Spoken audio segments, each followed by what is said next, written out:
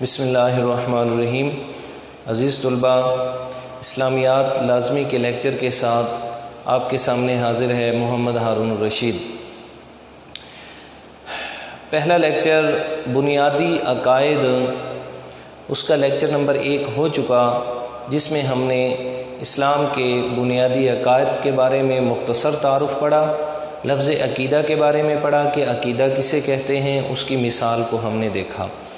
ہمارا دوسرا لیکچر جو ہے وہ ہے اسلام کے بنیادی عقائد میں پہلے نمبر پر جو ہے عقیدہ توحید، اس کا مفہوم اور ساتھ میں اس کی اقسام اور اہمیت۔ آج ہم نے یہ دیکھنی ہے کہ عقیدہ توحید کی کیا اہمیت ہے، عقیدہ توحید کہتے کسے ہیں اور اس کی اقسام کیا ہیں۔ تو عزیز طلباء، عقیدہ توحید کا مفہوم جو ہے تو دو ہی چیزیں ہوں گی، عقیدہ توحید کا لغوی معنی اور توحید کا اصطلاحی معنی۔ توحید کا لغوی معنی، توحید کا لفظ جو ہے یہ واحدہ سے مشتق ہے، واو ہا اور دال، جس کے معنی ہیں ایک ماننا، اکیلا جاننا، واحد و یکتا ماننا۔ تو توحید کو توحید ہم اسی لیے کہتے ہیں کہ اس میں ہم اللہ تعالیٰ کی ذات و صفات میں اس کو واحد و یکتا مانتے ہیں، کسی کو اس کا برابری کرنے والا نہیں مانتے۔ اس کے بعد ہے توحید کا اصطلاحی معنی۔ توحید کا اصطلاحی معنی یہ ہے کہ اللہ تعالیٰ کو 3 چیزوں کے اندر واحد و یکتا ماننا۔ 3 چیزوں میں وہ کون سی چیز ہے؟ اللہ تعالیٰ کو ذات کے اعتبار سے، صفات کے اعتبار سے اور صفات کے تقاضوں میں واحد و یکتا ماننا، یہ توحید کہلاتا ہے۔ پھر سن لیجئے گا، اللہ تعالیٰ کو ذات کے اعتبار سے، صفات کے اعتبار سے اور صفات کے تقاضوں میں واحد و یکتا ماننا، یہ عقیدہ توحید کہلاتا ہے۔ اور عقیدہ توحید کی جو اقسام ہیں وہ بھی یہی 3 ہیں جو آپ نے یہ پڑھا ہے کہ اللہ تعالیٰ کو ذات کے اعتبار سے، صفات کے اعتبار سے اور صفات کے تقاضوں میں واحد و یکتا ماننا، یہ عقیدہ توحید کہلاتا ہے۔ اور اقسام بھی یہی ہیں، توحید فی الذات یعنی ذات میں واحد و یکتا ماننا، توحید فی الصفات یعنی صفات میں واحد و یکتا ماننا، توحید فی العبادات والافعال یا صفات کے تقاضوں میں توحید کہ صفات کی تقاضوں میں توحید میں واحد و یکتا ماننا، یہ تیسری قسم ہے۔ اب ہم ایک ایک کو تھوڑی سی تفصیل سے پڑھتے ہیں۔ توحید فی الذات کیا ہے؟ توحید فی الذات کا مطلب یہ ہے کہ اللہ تعالیٰ کی ذات کو واحد و یکتا ماننا کہ وہ مالک الملک، وہ ساری کائنات کا بادشاہ، وہ ساری کائنات کا خالق، وہ ساری کائنات کا معبود واحد و یکتا ہے، اس کا کوئی ہمسر نہیں ہے، اس جیسا کوئی نہیں ہے دنیا کائنات کے اندر، وہ واحد و یکتا ہے۔ وہ ذات کے اعتبار سے واحد ہے، نہ اس کی کوئی اولاد ہے، نہ وہ کسی کی اولاد ہے، جی نہ اس کا کوئی رشتہ دار ہے، نہ کوئی اس کا ہمسر اور برابری کرنے والا ہے۔ ان تمام باتوں پر یقین رکھنا، یہ توحید فی الذات کہلاتا ہے، جسے سورہ اخلاص کے اندر بیان کیا گیا۔ جی کیا کہ بسم اللہ الرحمن الرحیم، قل هو اللہ احد اللہ الصمد لم یلد ولم یولد ولم یکن لہ کفوا احد۔ فرما دیجئے اللہ ایک ہے، اللہ الصمد، وہ بے نیاز ذات ہے، اس کو کسی کی کوئی ضرورت نہیں ہے، ساری کائنات کو اس کی ضرورت ہے۔ لم یلد ولم یولد، نہ اس کی کوئی اولاد ہے نہ وہ کسی کی اولاد ہے، وہ اولاد سے مبرہ اور پاک ہے، وہ اولاد سے پاک ذات ہے۔ ولم یکن لہ کفوا احد، اور اللہ تعالیٰ کا کوئی ہمسر اور برابری کرنے والا نہیں ہے۔ تو ان تمام باتوں پر یقین رکھنا، یہ کیا کہلاتا ہے؟ توحید فی الذات کہلاتا ہے۔ اس کے بعد ہے توحید فی الصفات۔ توحید فی الصفات کا یہ مطلب ہے کہ جیسے اللہ تعالیٰ کو ذات کے اندر واحد و یکتا ماننا، اسی طرح اللہ تعالیٰ کو صفات کے اندر بھی واحد و یکتا ماننا۔ صفات کا یہ مطلب ہے کہ جیسے اللہ تعالیٰ کی ذات، اس جیسی دنیا میں کوئی ذات نہیں، تو جو صفات اللہ کی ذات کے ساتھ خاص ہیں، تو ان صفات والا بھی دنیا میں کوئی نہیں ہے۔ مثلا اللہ تعالیٰ کی صفت ہے وہ خالق ہے، ساری کائنات کو اس نے پیدا کیا، تو یہ خالق ہونا صرف اللہ کی ذات کے ساتھ خاص ہے، دنیا میں اور کوئی ایسا خالق نہیں جیسا اللہ تعالیٰ ہے۔ اللہ تعالیٰ نے اتنا بڑا آسمان پیدا کر دیا، بغیر ستونوں کے کھڑا کر دیا، بغیر امد ترونہا قرآن مجید میں ہے، بغیر ستونوں کے ہے جو ہر ایک کو نظر آ رہا ہے۔ اتنا بڑا آسمان، جہاں تک نظر جائے آسمان ہی آسمان نظر آئے، لیکن درمیان میں کوئی ستون نہیں ہے، جی کوئی نیچے سے ایسی ٹیک نہیں لگائی گئی کہ آسمان کو اس نے تھامے ہوا ہو۔ تو یہ ہے اللہ تعالیٰ خالق ہونا۔ اب یہ صفت صرف اسی کے ساتھ خاص ہے۔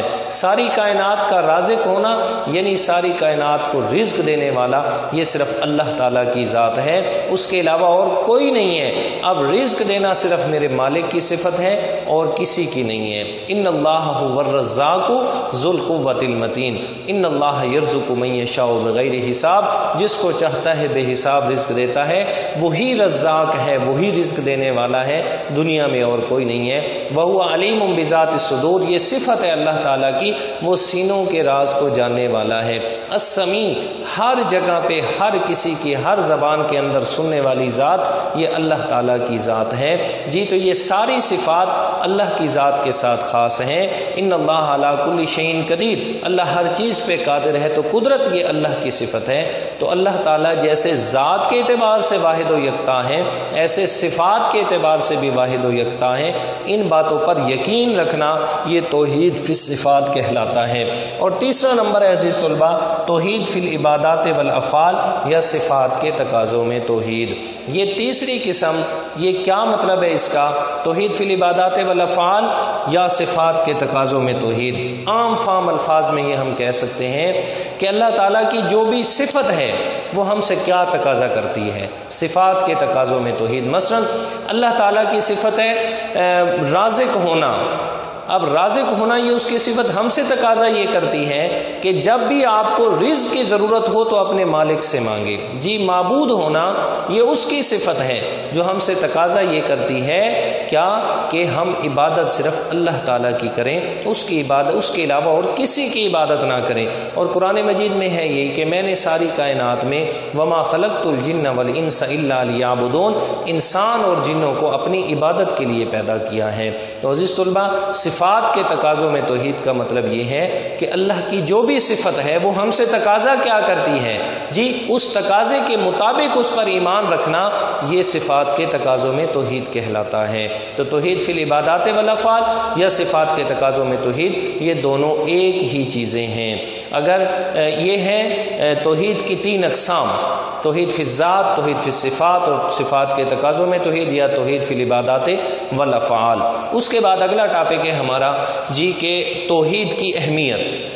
یاد رکھیے گا توحید کی اہمیت، سب سے بڑی بات اس میں یہ ہے کہ اللہ تعالیٰ نے جتنے بھی انبیاء کرام دنیا میں مبعوث فرمائے، تمام انبیاء کرام کو سب سے پہلے جس چیز کی دعوت دینے کا حکم دیا گیا وہ دعوت توحید ہے۔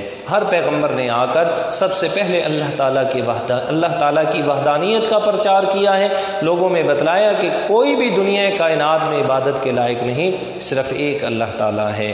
اور قرآن مجید میں 17ویں پارے سورہ حج میں ارشاد فرمایا وما ارسلنا من قبلک من رسول الا نوحی الیہ انہ لا الہ الا انا فاعبدون، فرمایا میرا پیغمبر، آپ بھی اور آپ سے پہلے جتنے بھی پیغمبر آئے تمام کو میں اللہ تعالیٰ نے ایک ہی دعوت دے کر بھیجی ہے کہ لا الہ الا انا فاعبدون، کہ دنیا کائنات میں اللہ کے علاوہ کوئی بھی عبادت کے لائق نہیں ہے، اس لیے صرف میری ہی عبادت کریں۔ تو پہلی بات کہ سب سے بڑی اہمیت، سارے پیغمبر اسی مشن کے لیے دنیا میں تشریف لے آئے، سارے پیغمبر اسی کی تبلیغ کے لیے دنیا میں تشریف لے کے آئے۔ پھر توحید کا یہی مطلب اللہ تعالیٰ کو ایک ماننا، تو ساری کائنات میں ایک اللہ تعالیٰ کی حکمرانی ہے۔ اگر اللہ کے علاوہ کوئی اور الہ ہوتا تو کب سے دنیا ختم ہو جاتی۔ فرمایا لو کان فیہما آلہۃ الا اللہ لفسدتا، فرمایا دنیا کائنات میں اگر دو الہ ہوتے کائنات کا نظام درہم برہم ہو جاتا۔ جب نظام برقرار برقرار ہیں، کائنات کا نظام ختم نہیں ہوا، اس بات کی دلیل ہے کہ صرف اللہ تعالیٰ کیا ہے؟ ایک ہے۔